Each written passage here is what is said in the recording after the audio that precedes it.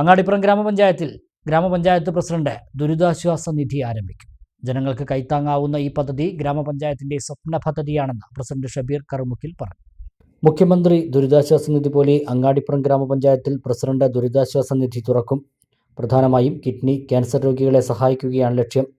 അപകട അത്യാഹിത ഘട്ടങ്ങളിലും സഹായനിധി വിനിയോഗിക്കും. ഗ്രാമപഞ്ചായത്ത് പ്രസിഡന്റ് ദുരിതാശ്വാസ നിധിയുടെ നടപടികൾ നടന്നുവരികയാണ്.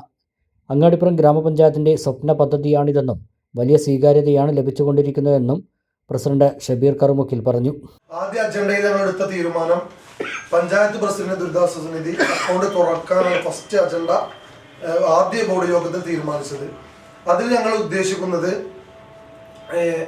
ഇവിടെയുള്ള രോഗികൾക്ക്, ക്യാൻസർ രോഗികൾ ഏകദേശം 150ഓളം ഉണ്ട്. അങ്ങാടിപ്പുറം പഞ്ചായത്തിൽ 48 ഡയാലിസിസ് രോഗികളുണ്ട്.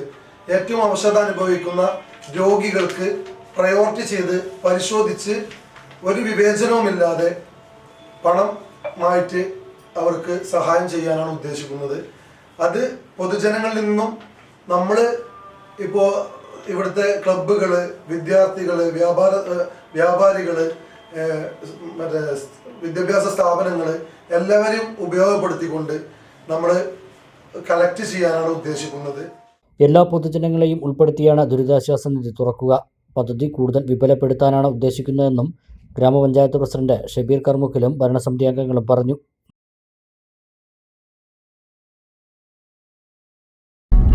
വിരലിന്റെ കാര്യത്തിലാണേലും യാത്രയുടെ കാര്യത്തിലാണേലും രണ്ടും മുറിഞ്ഞു അത് തുന്നിച്ചേർത്തത് കിംസ് അൽ ഷിഫയിലെ ഹാൻഡ് ആൻഡ് റിസ്റ്റ് സെന്ററാണ്. Hand and wrist centre, KIMS Al Shifa hospital, Perinthalmanna.